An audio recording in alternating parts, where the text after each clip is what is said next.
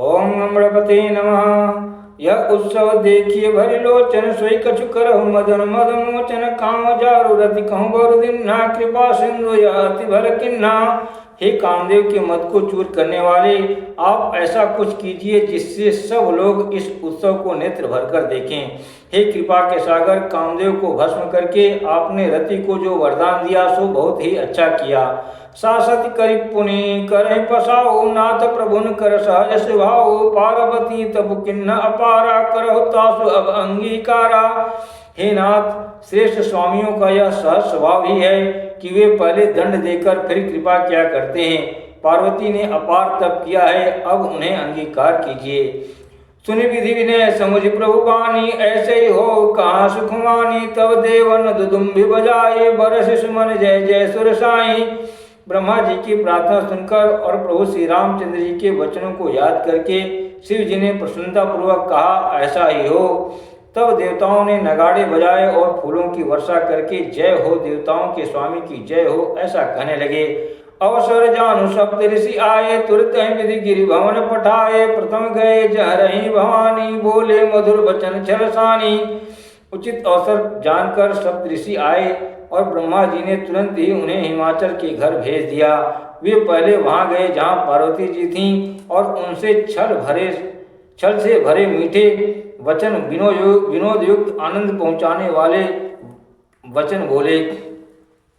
का हमार न सुने तवा नारद के उपदेश, अवा झूठ तुम्हार पना जा रे काम महेश। देवी पूज पद कमल तुम्हारे, सुर नर मुनि सब होय सुखारे। देवी पूज पद कमल तुम्हारे, सुर नर मुनि सब होय सुखारे। नारद जी के ऐसे उपदेश से तुमने उस समय हमारी बात नहीं सुनी। अब तो तुम्हारा प्रण झूठा हो गया, क्योंकि महादेव जी ने काम को ही भस्म कर डाला।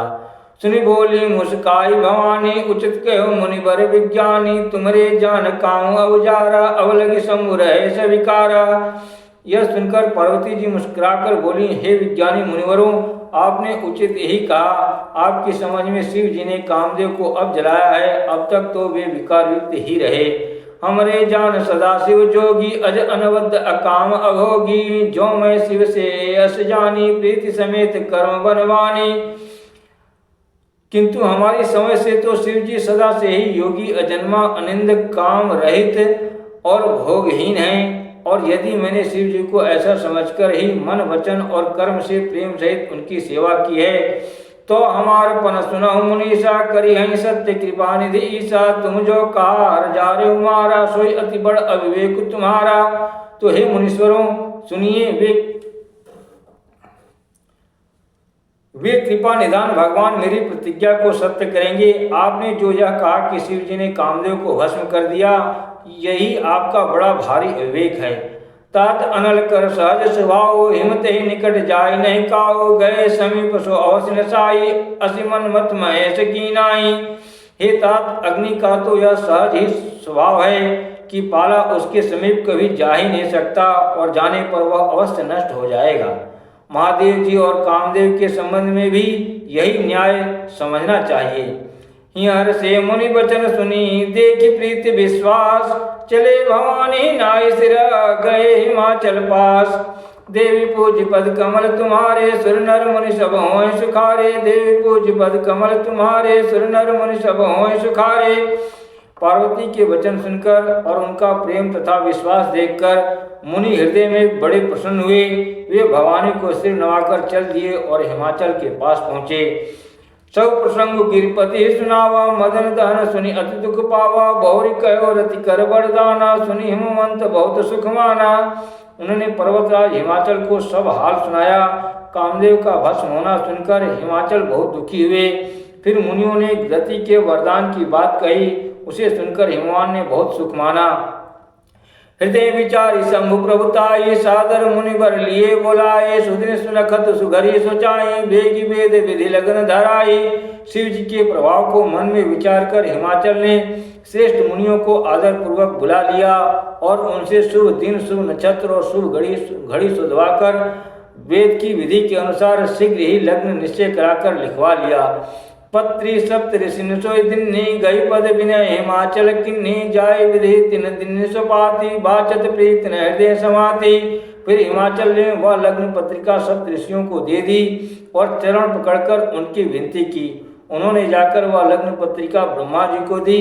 उसको पढ़ते समय उनके हृदय में प्रेम समाता न था। लगन बाजी अज सवै सुनाई, हर से मुनि सब सुर समुदाय, सुमन वृष्टि नव बाजन बाजे, मंगल कलश दसों दिश साजे। ब्रह्मा जी ने लग्न पढ़कर सबको सुनाया। उसे सुनकर सब मुनि और देवताओं का सारा समाज हर्षित हो गया।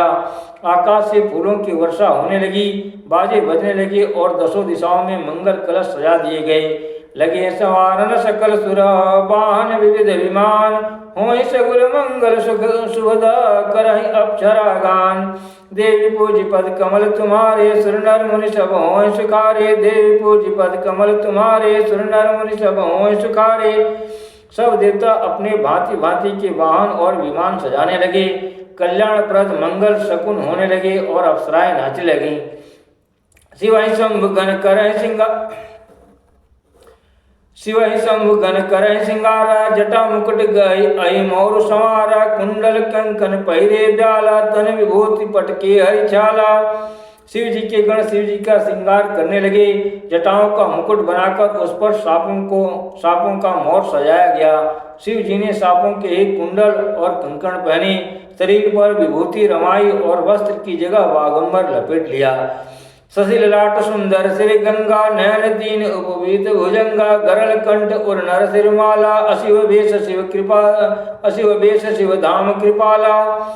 शिव जी के सुंदर मस्तक पर चंद्रमा, सिर पर गंगा जी, 3 नेत्र, सांपों का जनेऊ, गले में विष और छाती पर नरमुंडों की माला थी। इस प्रकार उनका वेश अशुभ होने पर भी वे कल्याण के धाम और कृपालु हैं। कर त्रिशूल अरु डमर विराजा, चले बसन चढ़े बाजे बाजा। देखी शिवहि सुरत्रिय मुस्काई, बर लायक दुल्हन जग नाही। एक हाथ में त्रिशूल और दूसरे में डमरू शोभित है। शिव जी बैल पर चढ़कर चले, बाजे बज रहे हैं। शिव जी को देखकर देवांगनाएं मुस्कुरा रही हैं और कहती हैं कि इस वर के योग्य दुल्हन संसार में नहीं मिलेगी। विष्णु बिरंची आदि सुर भ्राता, चढ़ चढ़ी वाहन चले बराता। सुर समाज सब भांति अनुपा, नहीं बरात दूल्हा अनुरूपा।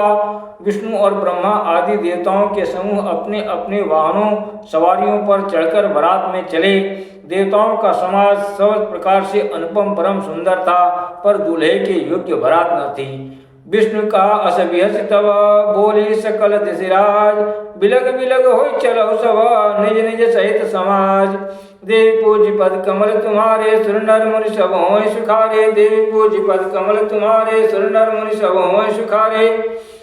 तब विष्णु भगवान ने सब दिक्पालों को बुलाकर हंसकर ऐसा कहा, सब लोग अपने अपने दल समेत अलग अलग होकर चलो। देवी पूज पद कमल तुम्हारे, सुर नर मुनि सब होय सुखारे। देवी पूज पद कमल तुम्हारे, सुर नर मुनि सब होय सुखारे। ओम नमः शिवाय।